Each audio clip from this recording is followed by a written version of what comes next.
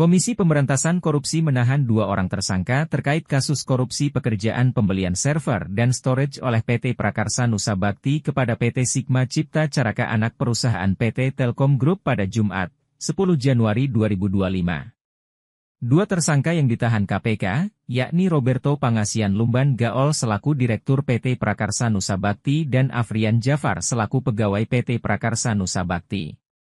Untuk tersangka RPGL dan tersangka AJ ditahan pada hari Jumat, tanggal 10 Januari 2025 sampai dengan 29 Januari 2025 untuk 20 hari ke depan di rutan KPK. Dari perhitungan Badan Pengawasan Keuangan dan Pembangunan, kasus korupsi pengadaan barang dan jasa ini mengakibatkan kerugian negara lebih dari 280 miliar rupiah. Rekan-rekan jurnalis yang telah hadir di malam hari ini.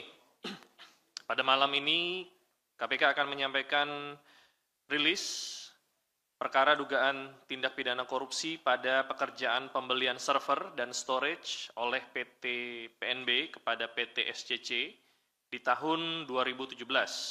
Untuk penjelasan lengkap akan disampaikan oleh Bapak Direktur Penyidikan. Waktu dan tempat kami persilakan. Terima kasih Pak Jubir. Bismillahirrahmanirrahim. Assalamualaikum warahmatullahi wabarakatuh. Selamat malam dan salam sejahtera bagi kita sekalian. Yang saya hormati Pak Jubir dan rekan-rekan sekalian, para jurnalis yang berbahagia. Mohon maaf ini agak larut sedikit karena tadi baru selesai untuk pemeriksaannya. Baik, pada hari ini, hari Jumat tanggal 10 Januari 2025, KPK kembali akan melakukan konvers terkait dengan tindak pidana pada pekerjaan pembelian server dan storage oleh PT PNB kepada PT SCC pada tahun 2017. Adapun rangkaian tindak pidana yang dilakukan oleh tersangka RPLG dan AZ adalah sebagai berikut. Pada sekitar tahun 2016, RPLG mengalihkan kepengurusan PT PNB kepada BSLG. Setelah pengalihan, RPLG masih mengelola kegiatan bisnis dan memberikan advis atas pengelolaan kegiatan bisnis PT PNB. Jadi tidak dilepas sepenuhnya ya, kepada BSLG. Kemudian pada sekitar tahun 2016, RPLG selaku pemilik PT PNB berniat membuka bisnis data center. Kemudian RPLG meminta bantuan kepada saudara IM untuk mencari perusahaan yang bisa menyediakan financing. Jadi karena anggarannya tidak ada atau kurang, jadi minta untuk mencarikan pembiayaan. Atas rencana proyek penyediaan data center tersebut, RPLG juga meminta bantuan kepada saudara AJ. Sekitar Januari 2017, IM menemui BR, RK, almarhum di sini, selaku staf ahli finance, Taufik Hidayat selaku sales, kemudian Sandi Suheri selaku manajer sales, dan AJ selaku perwakilan dari PT PNB di kantor PT SCC. Pertemuan tersebut membahas penawaran RPLG melalui IM dan AJ agar PT SCC dapat memberikan pendanaan kepada PT PNB terkait dengan rencana pengadaan data center. Jadi yang punya pekerjaan sebetulnya adalah PT PNB, kemudian ditawarkan kepada PT SCC, ya, ini pendanaannya karena tadi dananya tidak ada atau financing ya. Kemudian saudara BR selaku direksi PT SCC menyetujui penawaran PT PNB tanpa persetujuan direksi PT SCC. Jadi dia langsung menyetujuinya. Harusnya ada persetujuan dari direksi dan tanpa melakukan kajian analisa risiko. Jadi analisa risiko bisnis pengadaan data center itu tidak pernah dianalisis. Jadi si BR ini langsung saja menerima. Kemudian BR meminta SS agar menjalin komunikasi dengan AJ selaku perwakilan PT PNB untuk menyiapkan dokumen terkait rencana pengadaan dimaksud.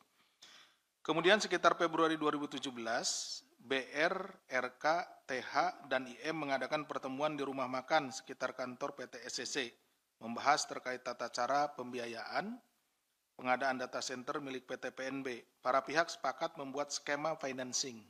skema pembayaran dengan underlying pengadaan fiktif server dan storage system. Nah, di sini mulai ada kekeliruannya. Underlying pengadaan fiktif. Nah, yang perlu rekan-rekan garis bawahi antara PT SCC dengan PT PNB. Pada April 2017, BR, RK, TH, SS, dan KUR dari pihak PT PNG yang diwakili IM dan AZ rapat membahas besaran cicilan pembayaran jangka waktu yang harus dilakukan oleh PT PNB. Kemudian BR menjanjikan fee kepada IM dan AZ sebesar 1,1 miliar selaku maklar proyek PT SCC dengan PT PNB.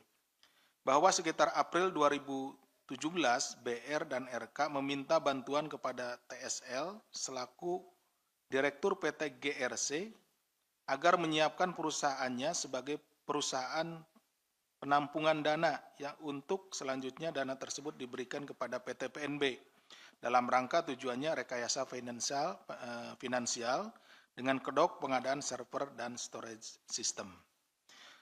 Bahwa pada awal Juni 2017, AJ memberitahu kepada RPLG bahwa direksi PT SCC sudah menyetujui untuk menurunkan nilai pembayaran per terminnya dengan total 9 termin. Jadi akan diberikan pembayaran itu dalam tempo 9 kali ya, 9 termin.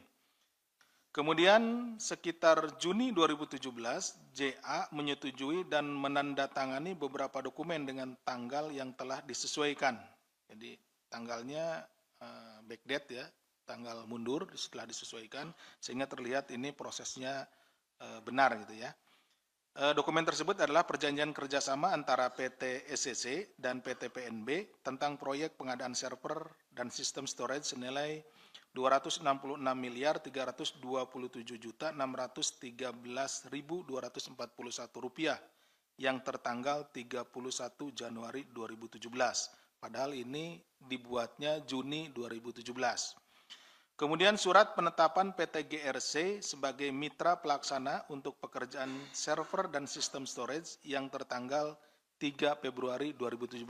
Kembali lagi, ini dibuatnya di bulan Juni 2017. Dokumen selanjutnya adalah perjanjian kerjasama antara PT SCC dan PT GRC tanggal 3 Februari 2017 yang dipecah menjadi 2 buah kontrak.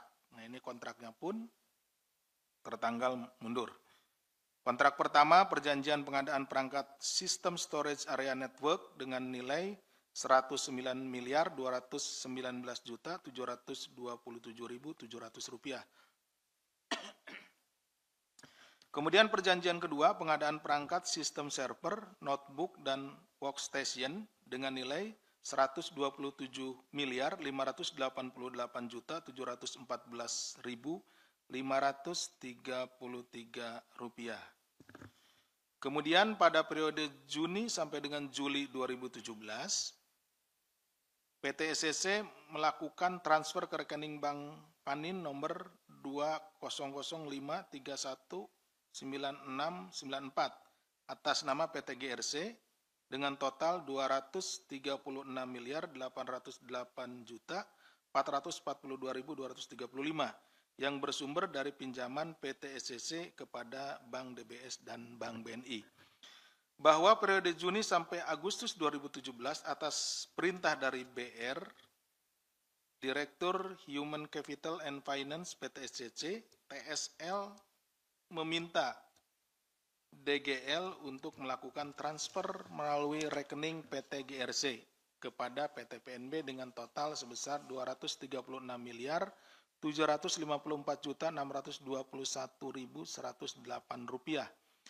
Periode Juni sampai dengan Desember 2017 atas uang yang masuk ke rekening PT PNB dan PT SCC sebesar Rp234.654.621.108 oleh RPLG digunakan untuk membayar angsuran kepada PT SCC, membuka rekening deposito dan kepentingan pribadi. Jadi uang yang tadi financing tersebut sebagiannya digunakan untuk angsuran gitu ya. Angsuran sendiri. Jadi uang dari situ dibalikin lagi untuk angsuran. Jadi seolah-olah pekerjanya ada, kemudian diangsur dari pekerjaan itu gitu. Tapi sebetulnya ya dari nilai uang yang masuk dari awal itu. Kemudian pada periode Juni sampai dengan Agustus 2017, RPLG menerima transfer dari rekening Bank Mandiri nomor rekening 1220061616234 atas nama PT PNB.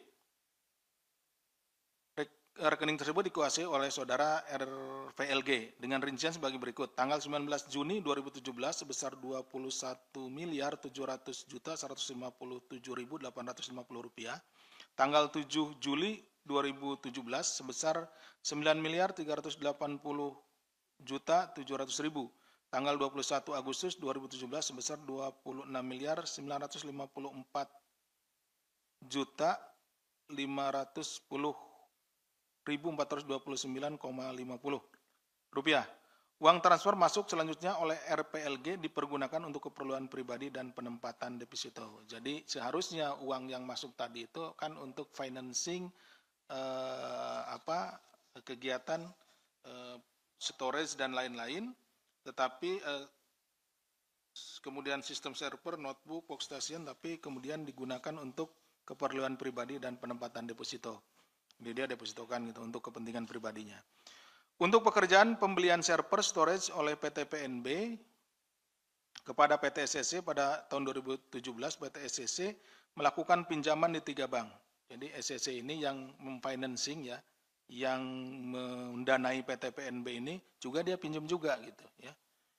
Juga dengan nilai pinjaman antara lain Bank DBS sebesar 84.040.000.000 rupiah, Bank BNI 204.160.275.185,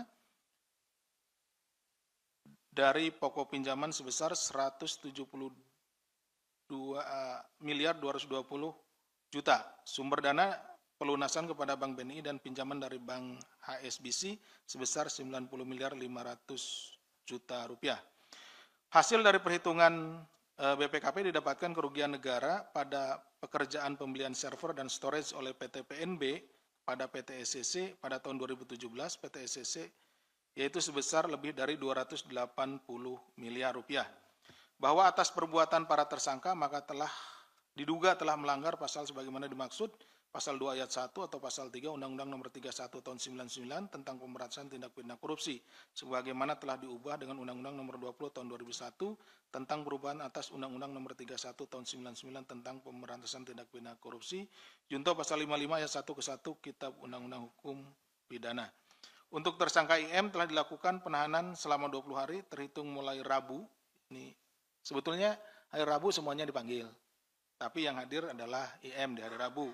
Ya, jadi udah duluan. Tanggal 8 Januari 2005 sampai dengan 27 Januari 2025. Untuk tersangka RPGL dan AZ ditahan hari ini Jumat tanggal 10 Januari 2025 sampai dengan 29 Januari 2025 untuk 20 hari ke depan.